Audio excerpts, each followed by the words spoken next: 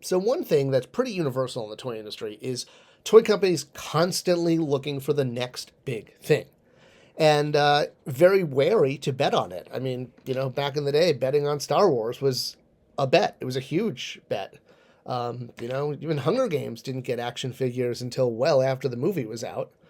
So with TV series and especially comedies being so universally beloved, it's interesting how we don't get fully articulated action figures these days of sitcom, but we used to. What changed? How is it that sitcom stars move from the toy aisle to the collector aisle, but not the other way around? Let's take a look.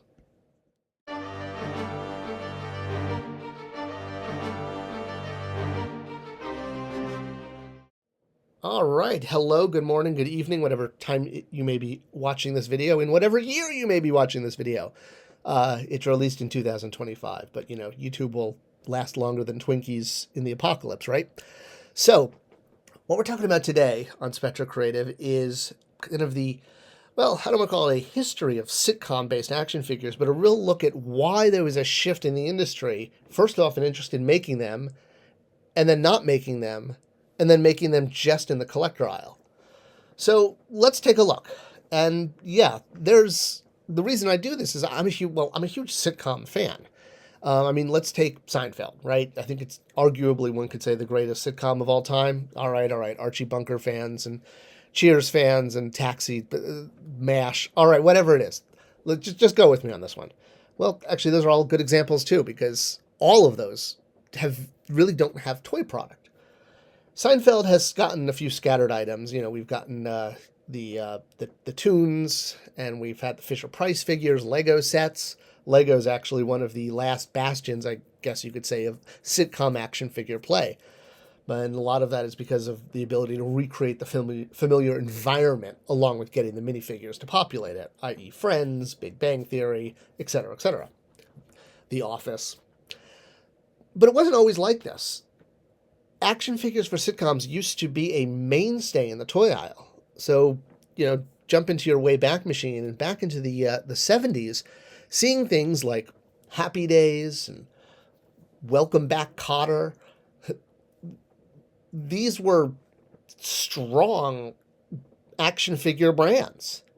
And today, we would almost never think about doing it. The idea that you would walk into the kid aisle and you'd find a Michael Scott action figure there. Yes, again, they're on the collector wall in electronics. That's a completely, different story altogether. But the reason that back in the 70s you saw so much of this is because of, the lack of VCRs. I've mentioned this in a few videos recently about there was no home viewership for movies. So toy companies back in the 60s and 70s, with a few notable exceptions, Planet of the Apes, really only looked at real life adventure, dinosaurs, or historical public domain adventure, Robin Hood, Tarzan. I don't think Tarzan was public domain at the time, but the TV shows were being broadcast weekly, if not maybe even daily. And this is what kids were consuming as far as content. There was no, Netflix, there was no Disney Plus, there was no on demand, no DVDs, there was no home ownership of media. People talk about even the lack of owning physical media these days. I'm definitely a physical media file. I love that I have so many movies physically, especially from my time being a film major in college. So, knowing that I own those movies and I can watch them anytime as long as, I have a working player. So, because there was no way to see a movie again after it left the theaters, unless it got a re-release, which, top movies sometimes did, but it wasn't planned out the way it is now. So you couldn't react to a theatrical re-release in time to support it with action figures. Look, Star Wars didn't get action figures for a year after it was in theaters because, most companies didn't want to make it, and by the time Kenner got on board, they were into that cycle that it does take a while.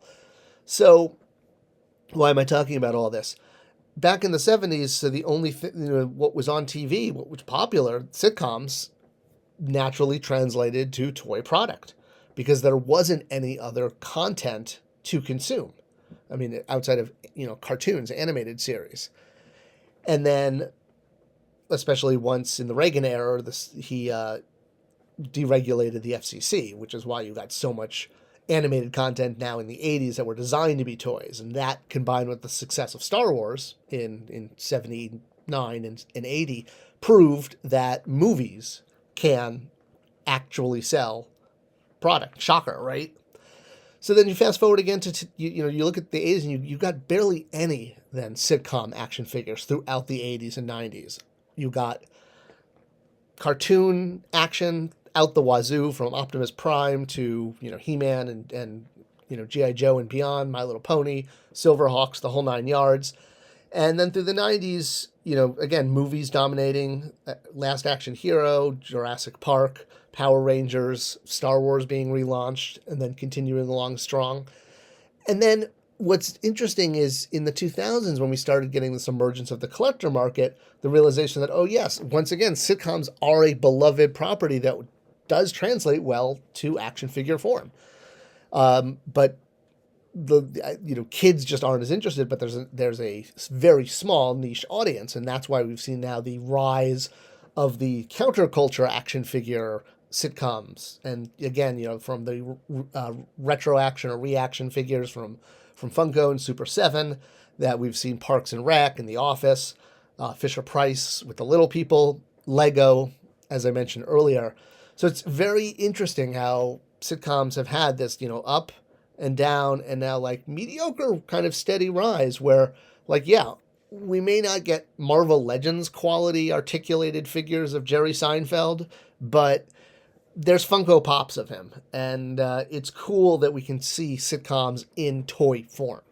And I'm really glad that it's come back in the past couple of years, because, yeah, there was like a 20-year dry spell where we had none. And they be back, says me. All right, so the question then is, what sitcoms would you like to see as figures? Do you think sitcom figures could sell articulated as Marvel Legends? Could you take like the top sitcoms of all time? Your MASHs, your Taxis, your Seinfeld, your Friends. I've always wondered that. Being in the toy industry, is like, is that something like, I don't know, but would it be cool to pose Spider-Man with Ross from Friends? I don't know. Let me know. That's a great discussion to have in these comments, and I'm going to check in on it. So thanks for commenting. Thanks for viewing. Thanks for sharing. It's the best way to support this channel, and I'll see you guys in the next video.